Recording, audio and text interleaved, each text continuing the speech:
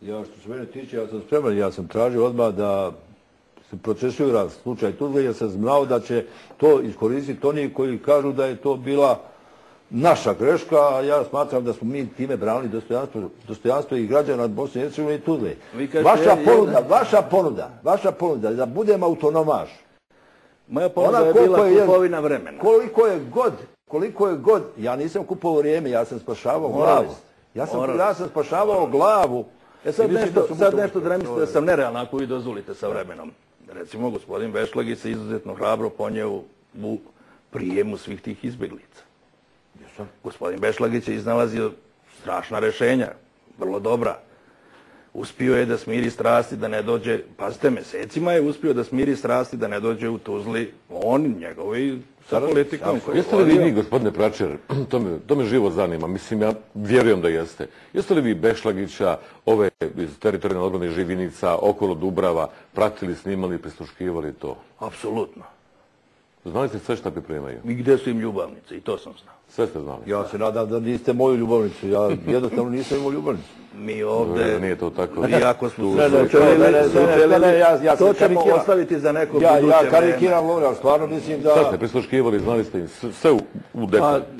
Znate šta, od onog što se moglo saznati, a moglo se dosta saznati, znači, tačno sam znao gdje su kuće svih, kao takvih, gdje stanuju. Slikao sam to sve iz vazduha, zaokružio svačiju kuću. Kad je dolazio, vidio je te snimke i gospodin Bešlagić, veliki aerofotosnimak. Svi su bili tu, imenom, prezimenom, gde mu je majka, gde mu je otac, gde su braća, ko je od njih dovozio, prevozio, čak i oružje i ostalo, sve sam znao. Međutim, izdao sam naređenje da preko ograde niko ne sme da ispali metak. Ali ako na njega neko baci papir, sme da ispoli čitav šanš. Ali sad i ja da se ja zahvalim Pračeru, znate, on je nama stvarno ulivo ponekad strah.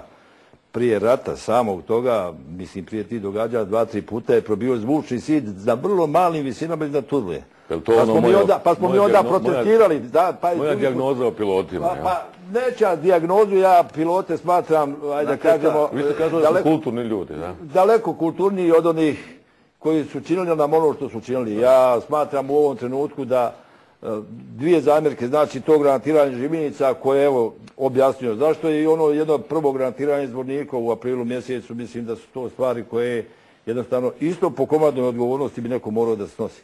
Ali evo, to je za drugu priču, to je za druge razgovore i ja bih samo želio, ukoliko gospodin Pračer želi, možemo poslati kompletnu dokumentaciju s imenima i prezimenima ljudi. Vrlo rado. Šta je sa čovjekom koji je recimo zarobio moju suprugu, ujaka i rodicu i ucenjivo me da predam aerodrom? Komadant štaba Teo Kalesije. To ne znam, moram... Vi ste lično, to je onaj profesor Hodžić, Salem Hodžić. On je živ i zdrav. Znači, vi ste lično učestvovali u oslobađanju. Ne, pazite, kad se ti problemi javili... Vaša supruga je bila zarobljena? Moja supruga je bila zarobljena. Kad se problemi javili, onda je bilo, kad je gusto, hajde musto, znaš. I to je bilo uvijek nama u Tuzli dato, jer su smatrali da je Tuzla ta koja rukovodi. A mi smo bili samo jedna opština u kojoj je, evo kažem, pobjedila u tom izborima. Recimo, tu se gospodin Bešlagić pokazao, razmišljao je, pazi, ima silu, nije se s njim šaliti. A moj odgovor je bio tom da. Rekao, gospodine, ja ću morati da se odreknem svoje supruge, a vi ćete morati malo više vaših hanuma. I mogu vam reći da sam naoružao eskadrilu i hteo da bi... Šta, odrekli biste se supruge i pobili zbog toga? Tačno sam znao gdje je i Tojšić, tačno sam znao gdje je. Ja, to se sve dešavalo izvan Tuzle, a kontekst je uvijek bio na to. Znači, čak ja moram da sad kažem jednu stvar. U razgovoru koji se da sa Pračerom... Potenciram to pitanje zato što to možda vama 16 godina poslije i nama koji smo bili na ovoj strani, koji smo se branili, pukovniče Pračer, govori s kim smo imali posla. Mislim, ta vaša odlučnost da biste zbog supruge to... Niste vi to dobro. Kalesija bi bila, da tako kažem, zastrašena, da bi mogu helikopterski da priđem Tojšićima i da... Dobro. Uradi to što bi... Hoćemo završiti. Kako se osjećate nakon 16 godina? Prije svega ja sam se iznenadio, ne bih ga prepoznao u debljoj, što znači, vjerovatno penzija mu je dobra i tako dalje. Drago mi je što je zdravi, evo što možemo i volio bi da... A je vam drago što živi? On sada živi u Bosni i Hercegovini. Evo, ja sam ga pitao kada je da živi u Beogradu, ali vjerovatno zato što je rekao da ima u Bosni i Hercegovini, ja sam moj razgovor s vama je bio da sam čuo i dobio informaciju da se vi nalazite u Vlasenici. Međutim, danas sam dobio informaciju da ste negdje oko Bratunca, da je na tom imanju i drago mi je ako se vratio i ako se vratio svojim korijenima. Jel? Sada ima ono drugo pitanje stana, evo malo ćemo još porazgovarati oko tih stvari, ali suština je da mi je žao sve što se desilo, ali smatram da jednom sud i u Bosni i Hercegovini mora definitivno zatvoriti neke stvari da bismo mogli početi normalno.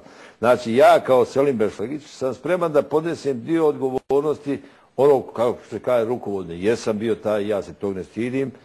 Tvrdim da nismo ničim izazvani, odnosno da smo izazvani, da se moramo braniti i to je ono, ničim nismo prouzrokovali tu katastrofu, osim onoga što morate, evo kao što je Pračer rekao, samo što smo mi nakon trećeg upozorenja, odnosno naš tadašnji komandant policije, nakon trećeg upozorenja da se po civilima otvara vatra, odgovorio na vatrom, što je, mislim, i po vojnim i po božijim pravilima svugdje da se morate braniti. Gospodine Pračer, negdje na početku ste kazali nešto što mi je moglo da zvučati kao, kako bih rekao, ne navijam za tu rečenicu, ali kao dobra završna riječ, a to je da vas je stid, da vas je sramota. Pa stid me što sam bio učesnik. Nije me stid onog što sam učinio, jer smatram da sam učinio sve što sam mogao da pogine što manje ljudi. Ali me je stid što nam se sve ovo dogodilo. Stid me što nas gleda svijet ovakve kakve jesmo. Stid me što smo protektorat. Što nemamo svoju državu. Što ne možemo ko ljudi da se dogovorimo. Što nas smatraju vandalima. Vas ne bi bilo stid. Iziđite malo vani da vidite šta o nama pričaju i kako nas gledaju. Znam. Eto, zato me stid. Nije me stid ni jednog momenta, ni što sam bio Srbin, ni što sam se borio, ni što sam odradio, ali ovoga me je stid.